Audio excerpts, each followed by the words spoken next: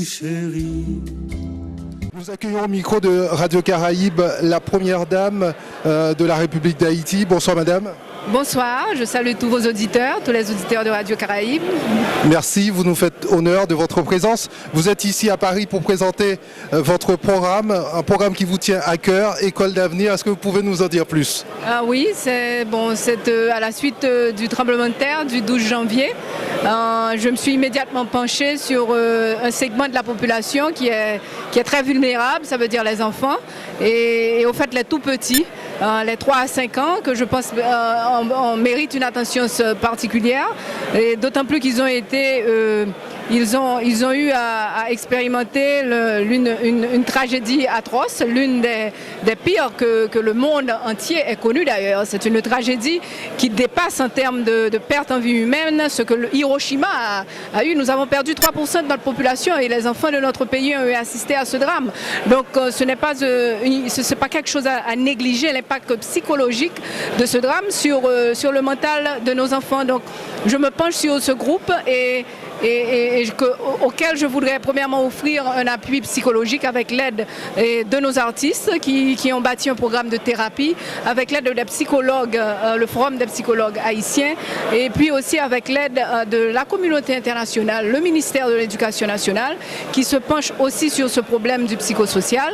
Et nous avons même élargi le concept, et pour dire que voilà, puisque ce tremblement de terre a tout détruit, et que le président Préval, lui, a identifié la valeur, que l'éducation était un élément stratégique d'importance pour la reconstruction d'Haïti.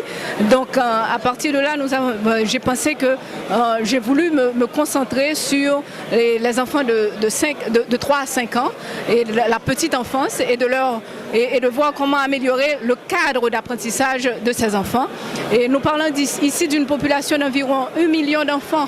Je voudrais pouvoir mettre à l'école 300 000 enfants d'âge de petite enfance de 3 à 5 ans dans un environnement moderne et d'éducation, et également aussi avec des services sociaux qui sont absolument importants à cette phase de leur vie, à savoir la nutrition, puisque si un enfant a faim, il ne peut pas vraiment apprendre la santé. S'il a un problème aux yeux, il ne pourra pas vraiment apprendre. Et aussi la protection de l'enfant, le support familial qui est requis pour cette tranche d'âge.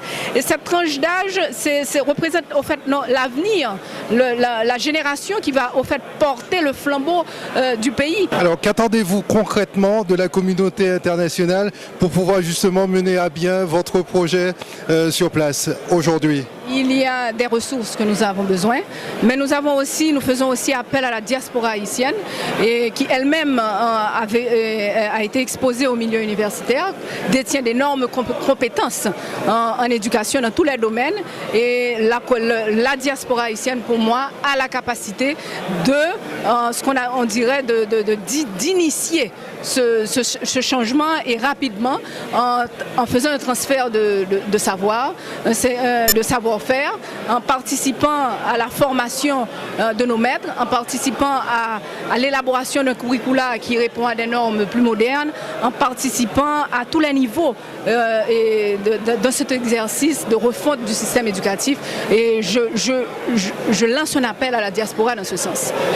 Ça sera ma dernière question. Le lendemain du séisme, on a vu le palais national s'effondrer. On s'est inquiété pour le couple présidentiel. Pouvez-vous dire où vous étiez lors de ce drame?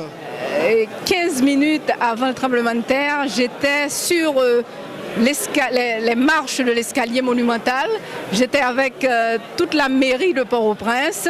Nous étions en train de planifier une cérémonie d'ouverture pour le carnaval, où on voulait asseoir environ 2000 enfants sur les marches de cet escalier monumental. Voilà, 15 minutes avant, c'est là que j'étais. Et finalement, ce tremblement de terre m'a surpris à la résidence présidentielle, que l'on a pu, le président et moi l'avons vu quasiment s'effondrer devant nous. Merci beaucoup pour cette interview. Haïti chérie, pi bel pays passé ou non pas. Faut que moi t'ai quitté, pour moi t'es capable de comprendre valeur. Faut que moi t'ai laissé, t'es qu'à apprécier pour me sentir vraiment tout ça où t'es pas.